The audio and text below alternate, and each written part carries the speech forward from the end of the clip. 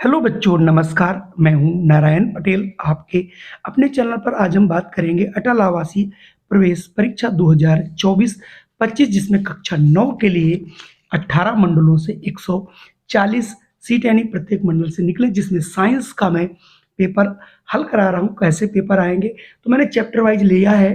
तो आज हमारा चैप्टर का नाम है बल और दाब। इसमें हम आपके लिए 24 प्रश्न लाए हैं। तो आइए फटाफट शुरू कर लेते हैं। देखिए, सबसे पहला प्रश्न आपके सामने एक न्यूमेरिकल है, जहां पर आपसे पूछा जा रहा है 100 न्यूटन के बल द्वारा 5 वर्ग मीटर क्षेत्रफल पर लगाया गया दाब। चूंकि अब इसके लिए आपको सूत्र आना चाहिए। चूंकि जो दाब बराबर होता है बच्चों, दाब बराबर ये होता है बल बटे क्षेत्रफल। ठीक है, तो बल यहाँ पर आपका देखिए 100 है और जो क्षेत्रफल है वो 5 है। 5 से काटेंगे, 5 कम 5 दूनी 10, यानी आ जाएगा 20। बल का मात्रक होता है न्यूटन पर, और जो हमारा एरिया है उसका होता है मीटर स्क्वायर। तो आ जाएगा 20 न्यूटन मीटर स्क्वायर, यानी यहाँ से ऑप्शन हमारा सी वाला बिल्कुल सही होगा, जो कि ऑप्शन सी आप यहाँ पे देख रहे हो। अगला प्रश्न है सही उत्तर छाटिए। तो यहाँ पर आपको सूत्र बताना था। सूत्र मैं आपको पहले ही बता चुका हूँ कि दाब बराबर बल बटे क्षेत्रफल। तो यहाँ से ऑप्शन ए वाला आपका बिल्कुल सॉरी, दाब बराबर बल बटे क्षेत्रफल, हाँ, ये ऑप्शन ए वाला सही हो जाएगा। तो यहाँ से हम ऑप्शन ए वाले को आपके लिए चूज कर लेंगे। चलिए बढ़ता हूँ अगले प्रश्न पर। अगला प्रश्न है किसी वस्तु पर लगने वाला उत्प्लवन बल वस्तु के भार से अगर कम है तो उस स्थिति में क्या होगा। देखिए, जब बल जो उत्प्लवन बल कम होता है तो उस स्थिति में जो वस्तु होती है बच्चों, वो पूर्णतः डूब जाती है, क्योंकि प्लवन बल ऊपर की ओर लगता है और अगर ये कम है वस्तु के भार से तो वस्तु सदैव नीचे की ओर आकर के डूब जाती है। तो ऐसी स्थिति में वस्तु डूबेगी ही। तो यहाँ से ऑप्शन ए वाला सही होगा। अगला प्रश्न है वस्तु पर लगने वाला प्लवन बल उसकी किस चीज पर निर्भर करता है। तो देखिए, उसका आयतन कितना है और घनत्व, दो चीजें होती हैं। आयतन और घनत्व इन दोनों चीजों पर निर्भर करता है, जो कि ऑप्शन डी में आपको मिलेगा।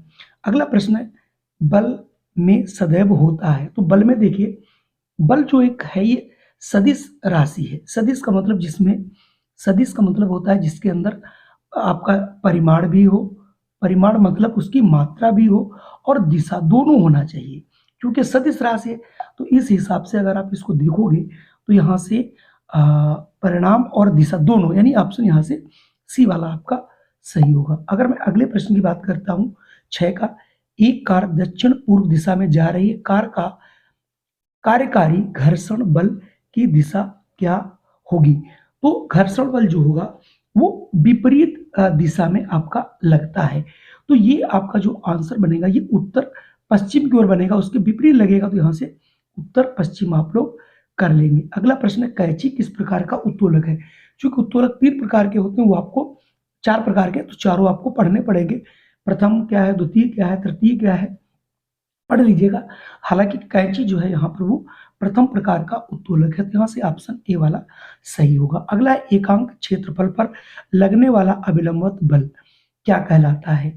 तो ये दाब, क्यों, दाब की परिभाषा होती है कि P इक्वल टू एफ अपान ए, यानी एकांक क्षेत्रफल पर लगने वाला बल क्या कहलाता है, ये हमारा दाब कहलाता है। इस हिसाब से ऑप्शन यहाँ से ए वाला सही होगा।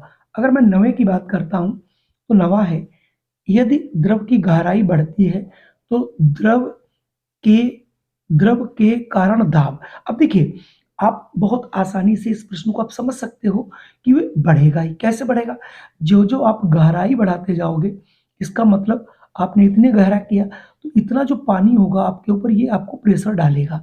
अगर आपने इतनी ही गहराई रखी है तो आपको इतने ही पानी का, तो जो जो गहराई बढ़ती है प्रेशर आपका बढ़ता है बच्चों।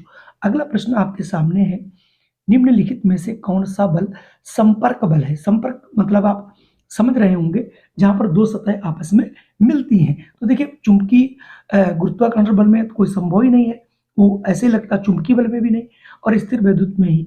जो घर्षण बल होता है, हमारा चलना हुआ, किसी बोरी को घसीटना हुआ, तो ये कैसा है, संपर्क बल के अंतर्गत आता है।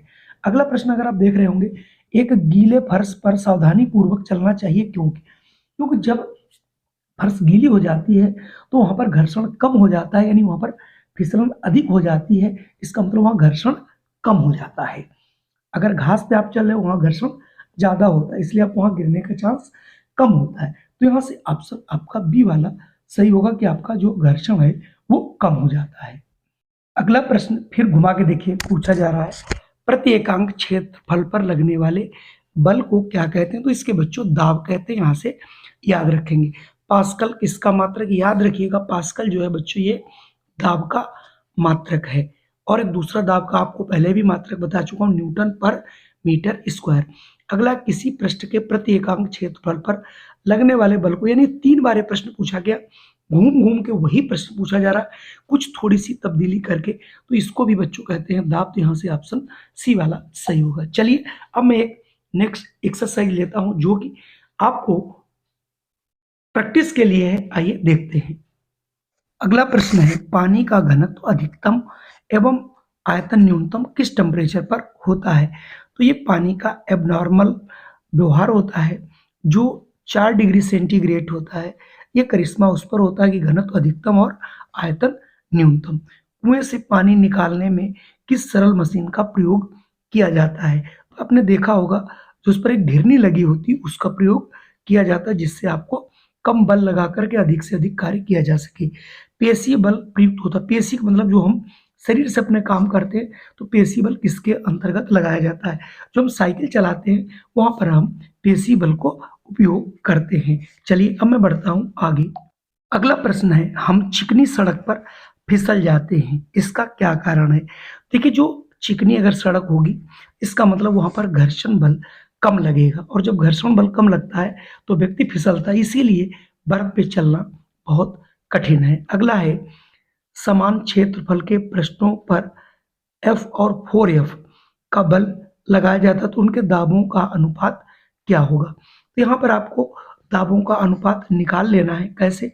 अगर आप यहाँ पर देखें, पहले में मान लो P आपका दाब लगेगा तो उस पर F/A, तो F/A, ए का मतलब हमने ए ही रखा, P1 इसका कर दिया, P2 में क्या किया गया है, ये 4F है और अपान ये ए है। तो आप यहाँ पर देख रहे होंगे अगर हम दोनों अनुपात कर देंगे बच्चों तो देखिए ए और ए कट जाएगा, एफ और एफ कट जाएगा, तो ये आ जाएगा 1/4, यानी यहाँ पर 1:4 का जो है अनुपात लगेगा। इसका मतलब जो उस पर लगने वाले दाबों का अनुपात होगा वो 1:4 होगा। केवल आपको फार्मूले में रखना है। यदि वायु की आर्द्रता बढ़ती है तो वायुमंडलीय दाब क्या होगा? अगर देखिए वायु दाब अगर बढ़ता है तो वायुमंडलीय दाब भी ऑब्वियसली आपका बढ़ जाएगा क्योंकि घनत्व बढ़ेगा। अगला प्रश्न है पृथ्वी सतह से ऊपर जाने पर, जब हम पृथ्वी सतह से ऊपर जाते हैं तो होता क्या है, वायुमंडलीय जो है दाब ये बच्चों कम होता है। तो यहाँ से ऑप्शन बी वाला याद रखेंगे। इसीलिए कहा जाता है कि एरोप्लेन में आप जो निब वाला पेन है उसे आप लेकर के नहीं जा सकते, क्योंकि वो आपको इंक वहां से निकाल देगा, क्योंकि वहां पर दाब कम होता है। अगला प्रश्न है 120 सेंटीमीटर स्क्वायर क्षेत्रफल पर 30 न्यूटन का बल लगाएं तो दाब कितना लगेगा? अब यहाँ पर ये 120 है, ये सेंटीमीटर में, तो सबसे पहले हम इसको मीटर में आपको चेंज करना पड़ेगा और चेंज करने के बाद ही आप इस प्रश्न को सही ढंग से लगा पाएंगे।